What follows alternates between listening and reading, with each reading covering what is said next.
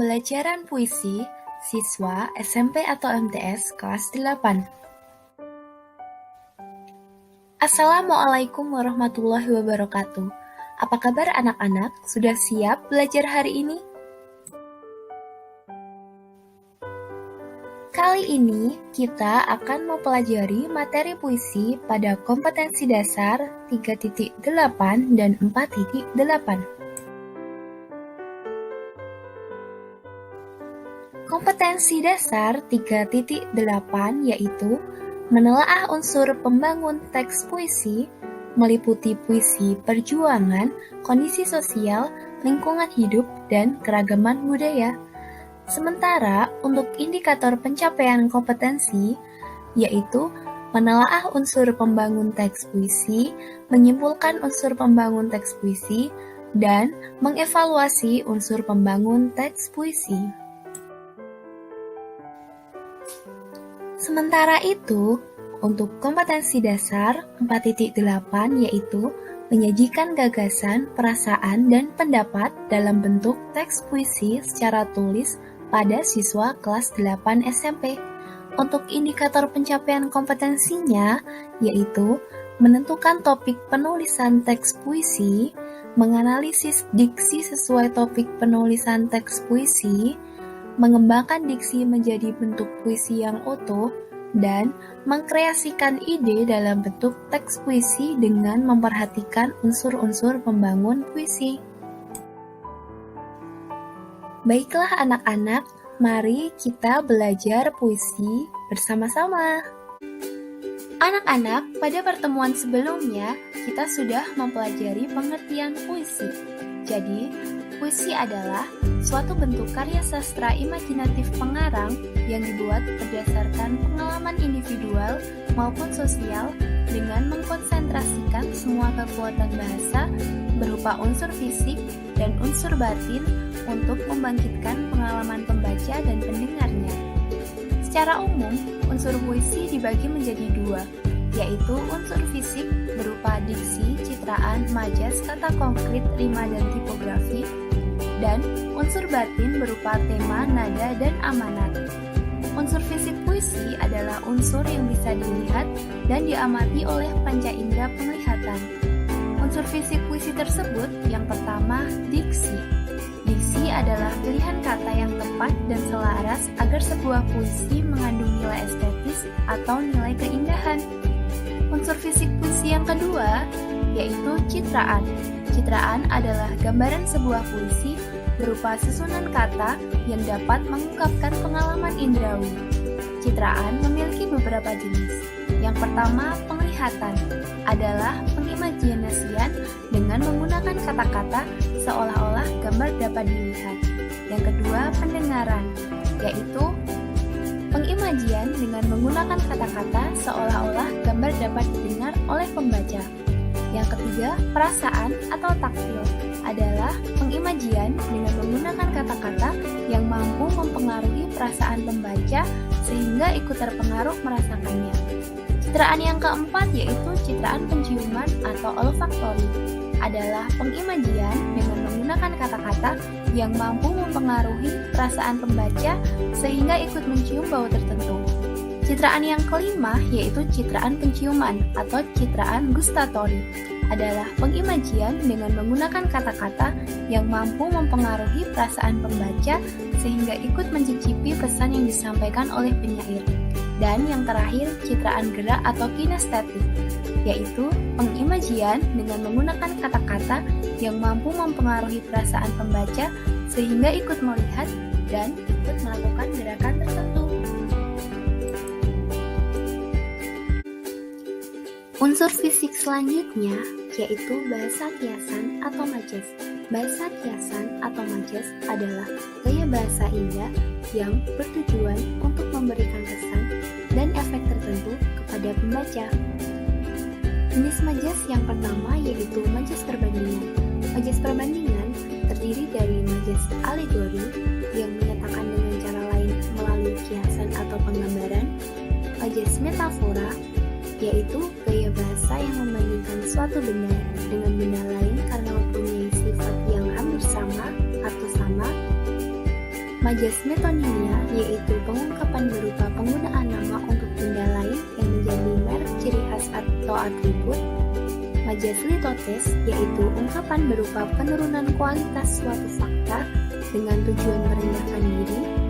Majas hiperbola, pengungkapan yang melebih-lebihkan dari kenyataan dan tidak masuk akal. Majas pars pro toto yaitu pengungkapan sebagian dari objek untuk menunjukkan keseluruhan objek. Majas totem propate yaitu pengungkapan keseluruhan objek pada hal yang dimaksud hanya sebagian. Majas eufemisme yaitu pengungkapan kata-kata yang dipandang tabu atau dirasa kasar dengan kata-kata yang lebih pantas atau halus. Dan yang terakhir majas personifikasi yaitu pengungkapan dengan menggunakan perilaku manusia yang diberikan kepada sesuatu yang bukan manusia. Yang kedua, majas sindiran. Majas sindiran dibagi menjadi 3. Yang pertama, ironi. Majas ironi adalah majas sindiran dengan menyembunyikan fakta yang sebenarnya dan mengatakan kebalikan dari fakta tersebut. Yang kedua, sarkasme, yaitu sindiran langsung dan kasar.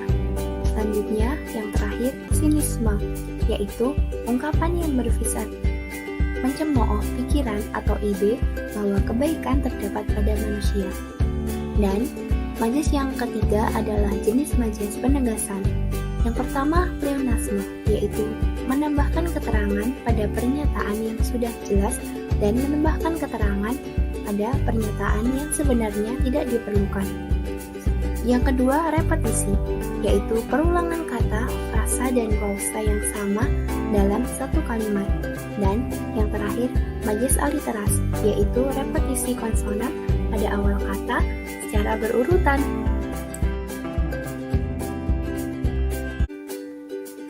Unsur fisik puisi yang keempat yaitu kata konkret.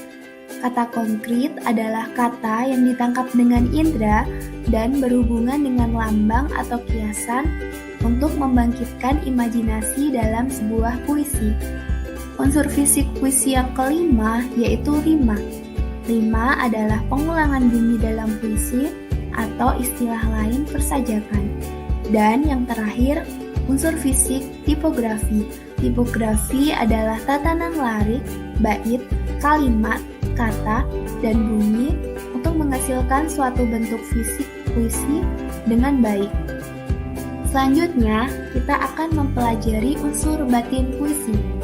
Unsur batin puisi adalah unsur yang tidak dapat dilihat secara langsung oleh panca indera mata, akan tetapi dapat dirasakan melalui sebuah penghayatan.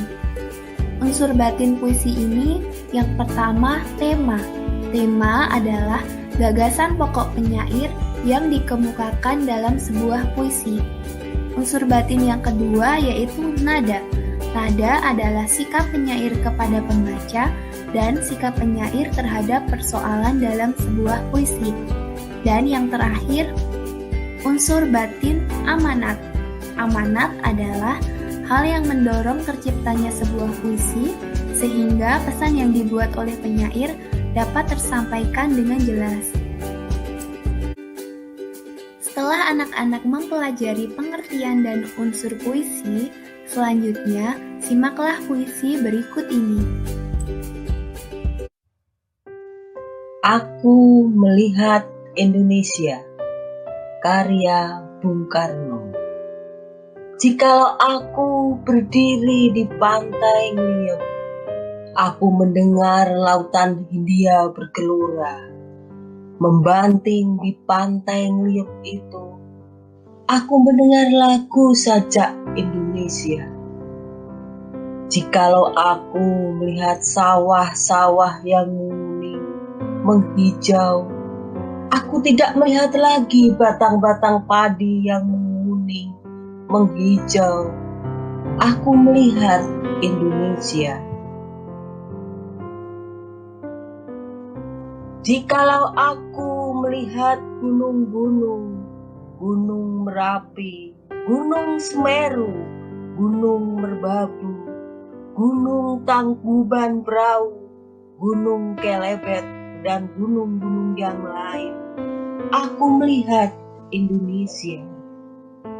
Jikalau aku mendengarkan lagu-lagu yang merdu dari Batak, bukan lagi lagu Batak yang kudengarkan, aku mendengarkan Indonesia. Jikalau aku mendengarkan Pangkur Palaran, bukan lagi Pangkur Palaran yang kudengarkan, aku mendengar Indonesia. Jikalau aku mendengarkan lagu Olesio dari Maluku, bukan lagi aku mendengarkan lagu Olesio, aku mendengarkan Indonesia.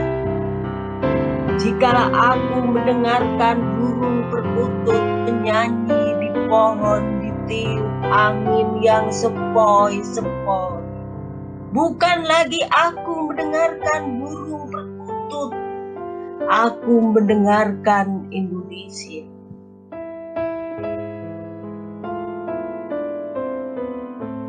Jikalau aku menghirup udara ini, aku tidak lagi menghirup udara, aku menghirup Indonesia. Jikalau aku melihat wajah anak-anak di desa-desa dengan mata yang bersinar-sinar, Pak Merdeka, Pak Merdeka, Pak Merdeka, aku bukan lagi melihat mata manusia, aku melihat Indonesia. Anak-anak, mari kita bahas analisis struktur fisik dan juga struktur batin puisi Aku Melihat Indonesia karya Bung Karno. Struktur fisik puisi Aku Melihat Indonesia yang pertama yaitu diksi. Diksi puisi ini menggunakan diksi nama-nama tempat tentang alam, suku, dan budaya Indonesia. Sementara untuk citraan dalam puisi ini berupa citraan penglihatan ditunjukkan pada kalimat jikalau aku melihat, aku tidak lagi melihat, aku melihat. Kemudian citraan pendengaran, jikalau mendengar, aku tidak lagi mendengar, dan aku mendengar. Citraan penciuman dalam puisi ini ditujukan pada kalimat jika aku menghirup, aku tidak lagi menghirup. Sementara itu, untuk majas yang digunakan dalam puisi ini yang pertama yaitu majas hiperbola, ditujukan pada kalimat di desa dengan mata yang berbinar-binar. Kemudian majas repetisi ditunjukkan pada kalimat jikalau aku, dan majas personifikasi ditujukan pada kalimat lautan Hindia bergelora membanting di pantai Nuyep dan burung perkutut menyanyi. Struktur fisik puisi selanjutnya yaitu kata konkret.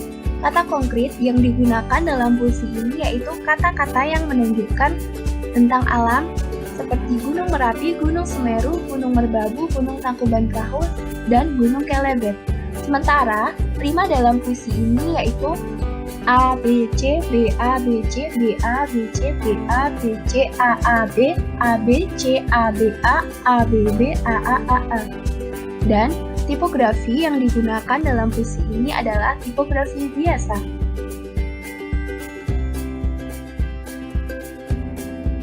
Selanjutnya, kita akan membahas analisis struktur batin puisi Aku Melihat Indonesia karya Bung Karno. Yang pertama, tema. Tema dalam puisi ini menampilkan pengalaman sensoris Bung Karno terhadap kemajemukan Indonesia yang mendorong rasa persatuan dan kesatuan serta cinta tanah air atau nasionalisme. Kemudian nada. Nada yang digunakan dalam puisi ini yaitu semangat dan bergelora dalam pembawaannya. Terakhir, amanat. Amanat dalam puisi ini yaitu meskipun kita memiliki bermacam-macam suku, budaya, bahasa, dan keberagaman tentang alam, kita tetap harus bersatu padu menjadi Indonesia. Anak-anak, mudah bukan memahami materi puisi? Ada pertanyaan? Anak-anak, setelah Ibu menjelaskan materi puisi, Ibu akan menyajikan ilustrasi sebuah video.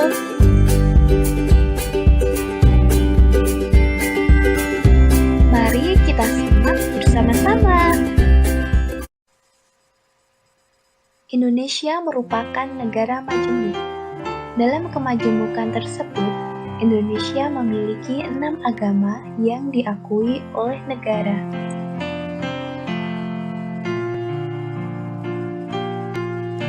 Agama yang dimaksud yaitu Islam, Kristen dan Katolik,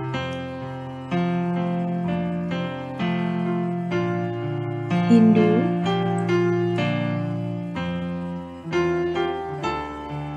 Buddha, dan Konghucu yang harus menghargai dan menghormati antar umat beragama. Sesuai dengan semboyan Bhinneka Tunggal Ika, yaitu berbeda-beda tetapi tetap satu jua. Setelah anak-anak melihat ilustrasi keberagaman Indonesia, selanjutnya simaklah cerita kerukunan antar suku bangsa berikut ini. Pada suatu hari, Ana bangun pagi-pagi sekali karena ayah dan ibunya mengajaknya pergi jalan-jalan. Mereka pergi jalan-jalan ke taman. Ana sangat senang sekali. Namun tiba-tiba ayah Ana mendapatkan kabar kalau rumah Pak Charles mengalami kebakaran. Pak Charles adalah ayahnya David. David teman Ana. Ibu Ana sangat khawatir. Ia menanyakan bagaimana keadaan Pak Charles dan keluarganya. Ayah Ana pun menjelaskan bahwa mereka kehilangan semuanya dan tidak ada lagi yang tersisa akibat kebakaran tersebut. Namun, Ana enggan membantu Pak Charles karena mereka berbeda bahasa dan bangsa dengan keluarga Ana. Ayah Ana menjelaskan, meskipun mereka berbeda bahasa dan bangsa, mereka tetap saudara. Ana tidak paham maksud ayah Ana. Ana menanyakan, apakah bantuan itu perlu, sementara mereka berbeda suku bangsa? Dengan lembut, Ibu Ana menjelaskan, meskipun mereka berbeda suku bangsa dan bahasa, mereka tetap satu dalam ikatan Bhinneka Tunggal Ika. Lebih tepatnya, satu negara kesatuan Republik Indonesia. Ana pun mulai paham, dan mereka sepakat untuk membantu Pak Charles dan keluarganya. Akhirnya, mereka pun pulang dan merencanakan hal yang bisa mereka bantu untuk meringankan beban Pak Charles. Sesampainya di rumah, ayah Ana memutuskan apabila rumah kedua mereka untuk sementara ditempati Pak Charles dan keluarganya. Ana dan ibu pun sepakat. Ibu bertugas mengumpulkan pakaian layak pakai, sementara Ana bertugas menyiapkan alat tulis dan buku untuk David. Akhirnya, mereka pun menemui keluarga Pak Charles. Tidak lupa, ayah Ana pun mengucapkan turut prihatin atas musibah yang dialami Pak Charles dan memberikan bantuan yang sudah mereka rencanakan. Pak Charles dan keluarganya beserta David menerima dengan senang hati dan akhirnya mereka pun hidup rukun bersama.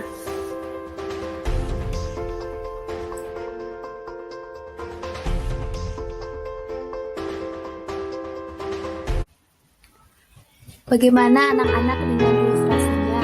Menarik bukan? Sebelum anak-anak mengerjakan tugas menulis puisi, perhatikan langkah-langkah menulis puisi berikut ini.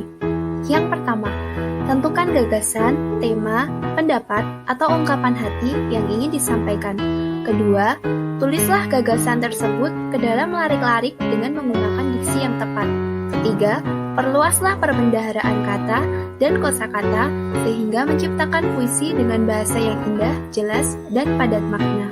Keempat, perbanyaklah membaca buku, internet, media sosial, dan referensi lain. Kelima, gunakan kata konotasi atau bukan makna sebenarnya. Bagaimana anak-anak? Mudah bukan langkah-langkah menulis puisi? Tugas akhir dari video animasi berikut ini adalah buatlah sebuah puisi dengan tema keragaman budaya Indonesia sesuai dengan ilustrasi yang sudah Ibu sajikan. Anak-anak, demikian video pembelajaran kita kali ini. Terima kasih. Wassalamualaikum warahmatullahi wabarakatuh.